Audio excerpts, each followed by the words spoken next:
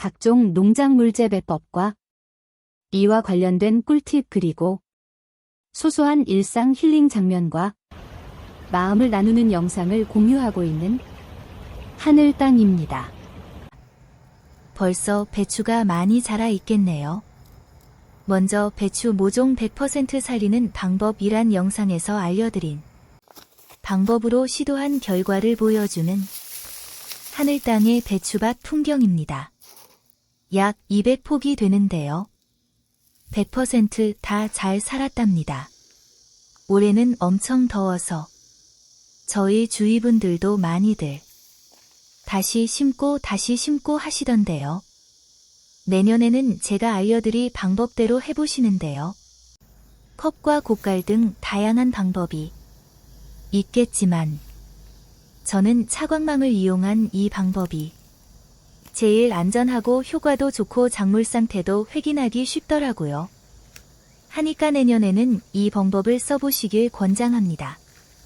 이제 본론으로 들어가서 무와 같이 배추도 옷걸음, 그러니까 추비를 해야겠죠?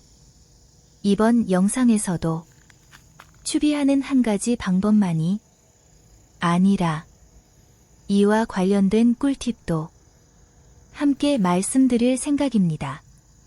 먼저 1차 추비하는 시기, 두 번째 추비하는 비료 종류, 세 번째 추비하는 방법과 추비하는 도구에 대한 꿀팁, 네 번째 추비할 때 주의 사항 순으로 말씀드리겠습니다. 벌써 벌레가 많이 먹어서 살충제 방제를 해야겠네요. 그럼 첫 번째, 추비하는 시기에 대해서 말씀드리자면요. 모종이 뿌리가 내리면서 본밭에 적응하는 시기 즉 모종 정식 후 약 12일에서 15일 전후 시기가 최적기라고 볼 수 있습니다. 그렇지만 모종 상태에 따라서 1에서 2일 정도 당겨주시거나 늦게 주셔도 됩니다. 좀 풀어서 설명드리자면 모종 상태가 좀 노랗고 영양 상태가 불량 느낌이 들 때는 1에서 2일 빠르게, 그리고 반대로 모종 상태에 잎 색깔이 진한 녹색이거나 생장 상태가 지나치다 싶으면 1에서 2일 늦게 주셔도 된다는 뜻입니다. 배추 모종의 상태가 균일하지 않은 것은 여러 가지가 있겠으나 보통 밑거름의 분포도 차이 그리고 밭의 수분 정도와 햇볕에 노출해서 오는 차이 등에 따라 모종의 발육 상태가 달라질 수 있으니까 이럴 때에는 추후에 관리를 잘 하셔서 균일 성장을 유도하시면 됩니다. 두 번째 추비 선택은 어떤 종류의 비료가 좋을까요? 대부분의 작물처럼 배추도 1차 시비는 뿌리 발육과 세포 성장을 위해서 질소 성분이 많이 포함된 요소를 주는 것이 대부분인데요. 저 같은 경우에는 무 추비하는 방법 영상에서도 소개드린 내용대로 요소와 복합 성분이 포함된 비료를 혼합하여 시비하고 있습니다. 제가 하는 방법은 질소 외에 비료의 3요소를 조금 첨가해주는 의미에서 혼합하는 것인데요. 다시 한번 간단하게 설명드리자면요. 큰알갱이 요소 3바가지에다 복합비료 1바가지 비율로 혼합한 것을 시비한답니다. 제가 말씀드린 방법을 택하셔도 질소 성분이 많이 포함되어 있으므로 걱정하지 않으셔도 됩니다. 세 번째 비료 주는 방법에 대하여 말씀드리겠습니다. 추비하는 거리듬은 과학이 아니라 경험입니다.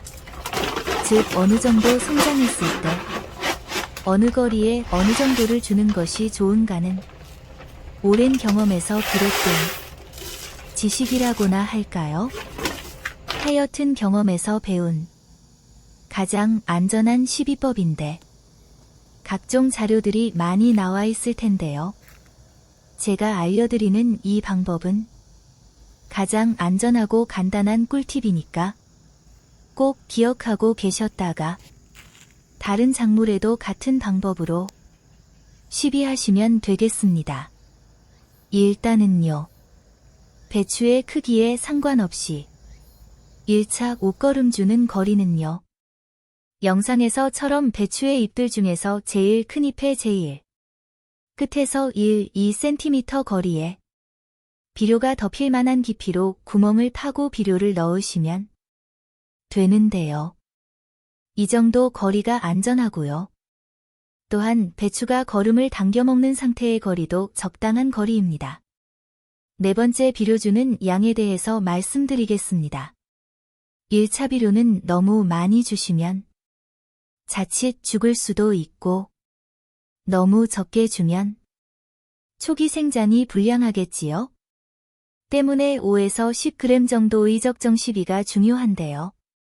저 같은 경우에는 약 7g 정도 영상에서 보이시는 계량컵 가득한 용량이 약 10g 정도 되는데요. 이보다 조금 적은 양을 주고 있습니다. 여기에서 꿀팁을 알려드리겠습니다. 제가 만든 비료 주는 방법인데요. 팔길이의 조건에 맞게 선택하시면 되는데요.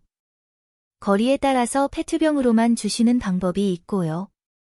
영상에서처럼 거리가 좀 멀거나 허리나 다리가 불편하시다 하시면 하늘땅이 하는 것처럼 긴 막대를 이용한 시비법을 택하셔도 됩니다. 참고로 페트병을 이용한 비료주는 도구를 만드는 방법은요. 하늘땅심 무추비 영상 보시면 자세하게 설명되어 있고요. 긴 막대의 도구는 고추 추비 방법에서 소개해드렸으니까 참고하시면 되겠습니다. 특히 페트병을 이용한 도구는요.